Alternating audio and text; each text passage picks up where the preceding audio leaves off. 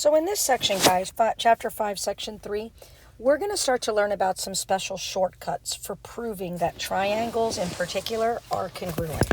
Okay, so why is this important? Well, think about it. Right now, we talked about this in the last section, if I give you two triangles, like triangle ABC and triangle DEF, if you want to prove that triangle ABC and DEF are congruent triangles, you have to prove, for example, let's start with the triangle on the left, that angle A is congruent to some angle on the other side, let's say D. You have to prove that angle B is congruent to angle E. You have to prove that angle C is congruent to angle F. Not only do you have to know all three angles and prove that they're congruent, you then also have to go to the side lengths, and you have to show, for example, that side length AB is congruent to, let's say, DE. Okay, or congruent there. You have to prove that BC is congruent to EF. So, prove that these two lines are congruent. BC is congruent to EF. And lastly, you have to prove that AC and DF are congruent as well. And once you prove all three angle pairs and all six side lengths, once you do that, then you can conclude that the two triangles are congruent to each other. The problem is that we don't always have all the angles of all the triangles, and we don't always know all the side lengths of all the triangles. And so what will we do when we don't have all of the information? Well, this section and various sections after this are going to give us shortcuts to where we don't have to know all six matching angles, and all six or all three pairs of matching angles and all three pairs of side lengths. They're shortcuts. We need to know less. This particular chapter is going to allow us to prove that triangles are congruent using what's called side angle side congruence theorem. So let's talk about what that would mean. So first of all, before we start talking about side angle side and all that, we want to understand what we mean when we refer to the word included side or included angle. So an included side is the side between two given angles. So for example, if I tell you angle A and angle C, the included side is side AC because it's in between A and C. Okay? In the example here, they're talking about line segment AB being between angle A and angle B. So the included side is side AB. So again, AB is the included side when it's between A and B, right? Angle A and angle B. So again, what matters here is that you recognize that the included side is based on the angles that you're given for that particular problem. And then when we're talking about an included angle, in the next example, what happens is, in this case, we're given two sides. Like here, let's say I give you these two sides, AC and AB, and you notice that this angle here is in the middle of them. The two sides basically form the sides of the angle. So angle A is the included side between line segment AC and AB. If I go to the example they gave me, they're talking about angle C. Well, angle C is basically formed by line AC and BC. So it's the included angle of AC and CB or BC. Okay? So again, you want to make sure that you understand which is the included side and which is the included angle. For the included side, you need to be given two angles. For the included angle, you need to be given two sides. So now we're going to go to our side angle side congruence theorem. And so it says that if two sides and the included angle of one triangle are congruent to the two sides and included angle of another triangle, then the triangles are congruent. So again, if I go back to my example before of, triangle ABC and triangle DEF. Again, remember, originally, I had to know all three angle pairs relationships and all three side pair relationships. Here, what this is saying is if I happen to know, for example, that AB is congruent to DE, I know that, let's say, AC is congruent to DF, and I know that this included angle A here was congruent to included angle D. With those three pieces of information, I could conclude that my two triangles are congruent. I don't need to know ahead of time that angle B equals E or C equals F or that BC equals EF. And so this is a shortcut. It helps me when I don't have all the pieces. And then again, once I know that the triangles are congruent, well then guess what? Once I know they're congruent, then I can conclude that yes, B must equal E and C must equal F, and I can conclude that BC equals EF. So all the things in red will come after I use side angle side to say that yes, the triangles are congruent. Then I can match all the other corresponding parts and I can tell you that they're congruent as well. But all I need to prove it is what's in yellow, okay? So now let's do some problems with this, okay? So it says, state which congruence method can be used to prove the triangles are congruent. If none, state NC for not congruent. That's what NC means, okay? So in A, I wonder, can I use something that tells me that this is congruent? Well, let's see. Notice that what I've been given so far is I've been given, and when you look at this, what you're really wanting to do is see this as two triangles. You've got this green triangle here on the left, and you have this red triangle here on the right, or pink, okay? So we're trying to prove if those triangles are congruent. So as always, I'm going to start with what's been given to me.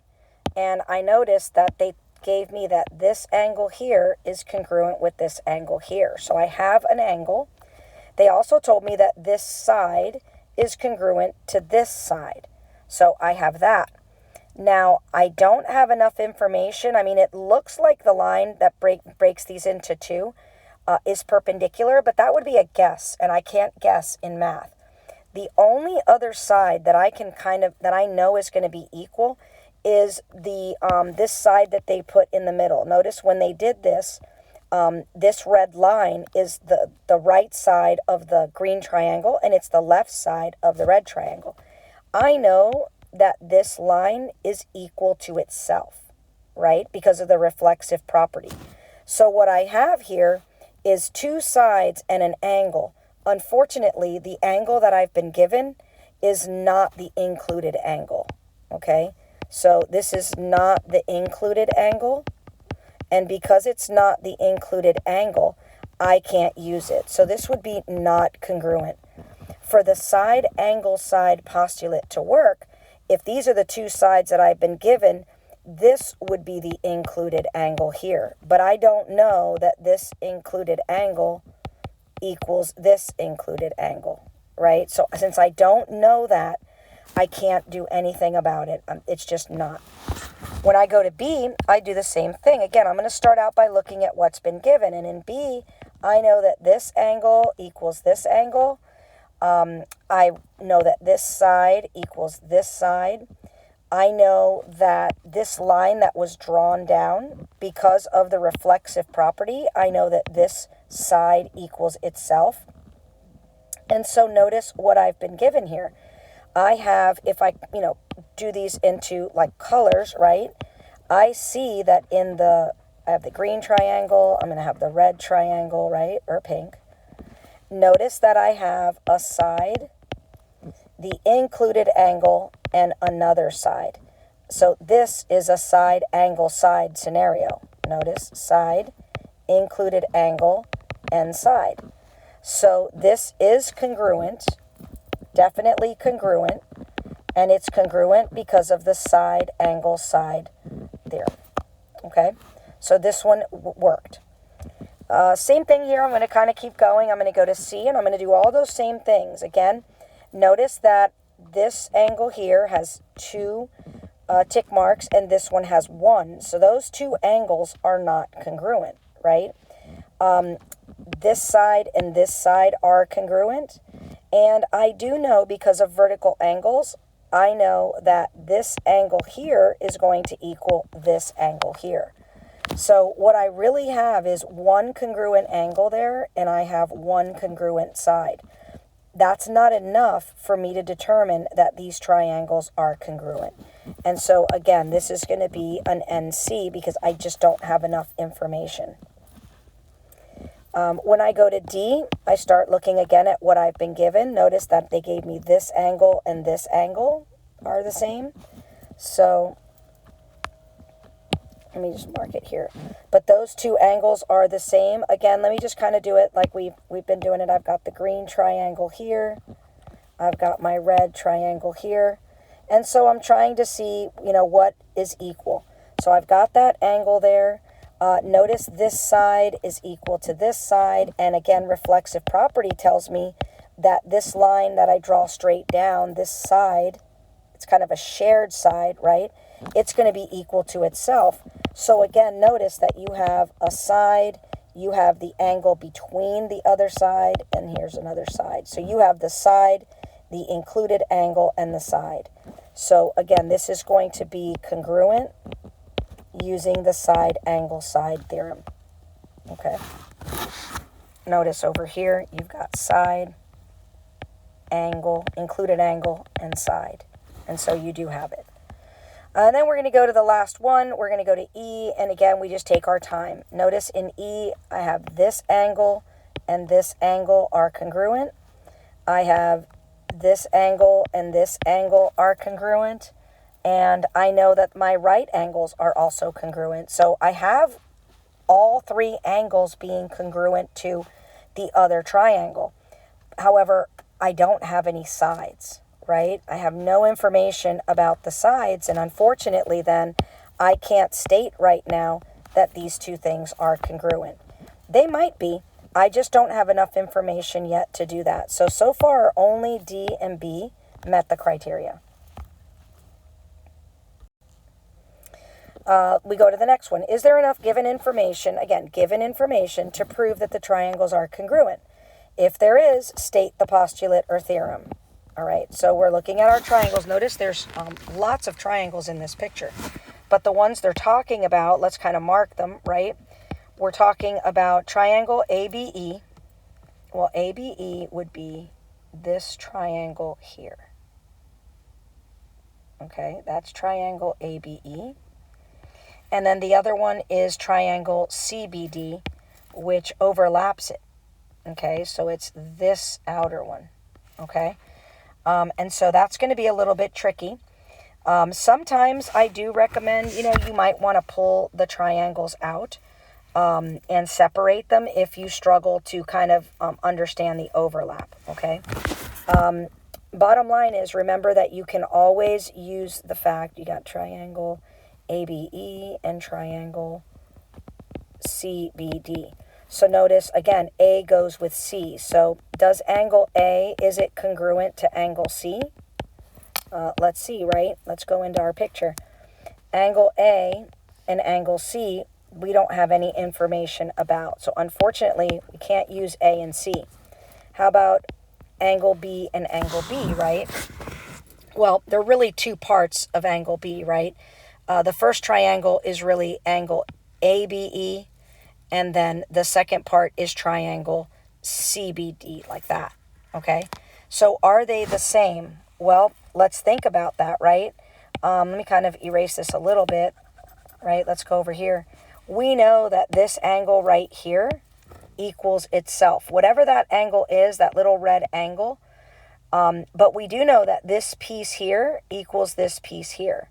So if I'm trying to talk about this angle, I know it's the let's say the single tick mark plus the double tick mark. Notice the other one, if I do this angle, it's also the single tick mark plus the double tick mark. So using my angle addition postulate, I know that my these angles here are going to be congruent to each other. So I do have that information. And then notice that I also have information on the sides. So I've got, if I focus on this triangle here, the left one, I have this side, this angle, and this side, okay, that are going to have some type of relationship, right, to the other one. Notice when I do the other one, if I do this, right, notice that I have this one, I have the double, and I also have this angle. And so I notice that I have the side, the included angle, and the side of both.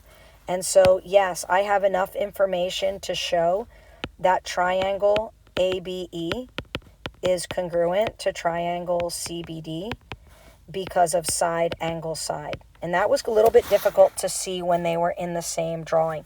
Again, some of you may prefer to kind of pull it out and, you know, just write it. Like you've got A, you've got B up here, you have E to single tick mark, double, and angle. And then you go to the green one, and again, you have a similar scenario. You've got D, you have B, and you have C. You've got double, single, and angle. And all of a sudden, you're like, oh, yeah, that makes sense. I have side, angle, and side, and it's the included angle, and I have it here as well. So that might help you if you separate the images. When I keep going again, I get to example 3. It says, state a third congruence you would need to prove the triangles are congruent by side, angle, side. In other words, they're giving me 2 things that have to be congruent, but I need one more. And so they're asking me, what's the third thing that has to exist for us to be able to use side, angle, side? So let's first look at what they gave us. They gave us a congruent statement saying that side ST was congruent to YZ. The second thing they gave us was side RS is congruent to XY. And so we know if they gave us a side and a side, what we need is the included angle, which would be here, okay? So what we need to know in our statement is we need to know that angle S is congruent to angle Y. If that happens, then we have our side, angle, side situation. And so this is what's missing in this problem. And then the last one is we're going to write a proof. Okay, and so again, we're going to work together to get really good at writing these proofs. But I'm going to walk you through the process of, you know, just like the reasoning behind the proofs to sort of help you start thinking in that way. Remember that, of course, we always write our givens first. So as I write my givens, I'll go to the diagram and start writing these out. Notice that it says segment BC is congruent to DA. And I know that that's my given.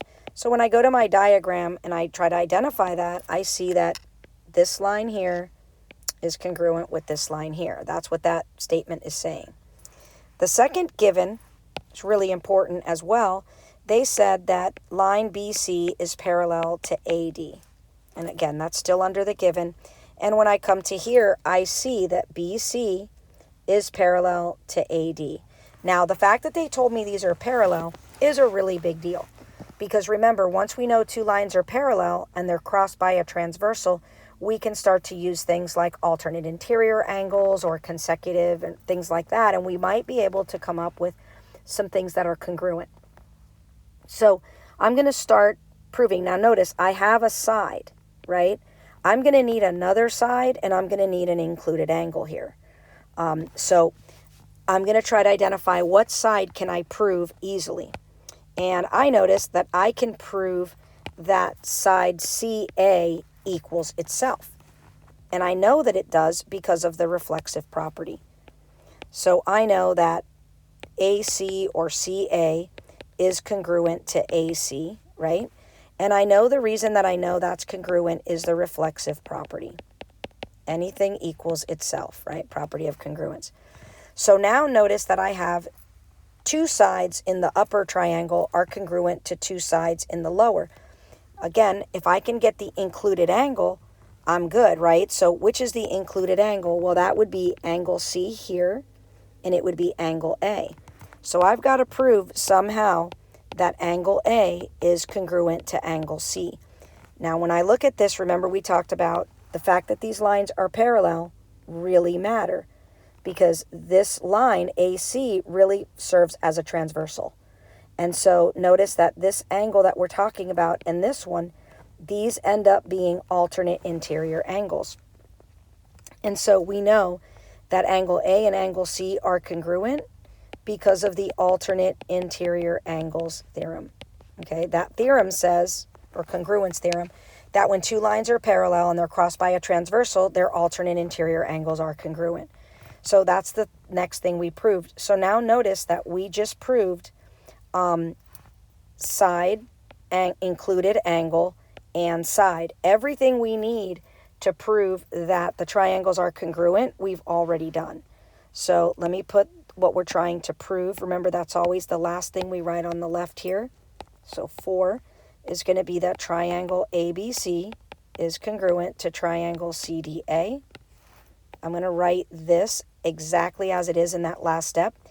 And the reason that it is going to be the side angle side congruence theorem. And again, I know it. This is how I know that those things are congruent, because somewhere in this proof, I proved the side, the included angle, and the side. And so that would be the reasoning behind that very last statement. And that's it. That's the proof. Notice everything in white was given. Everything in yellow is the logic you had to apply and the conclusions you had to draw and the reasons why they were okay to do that.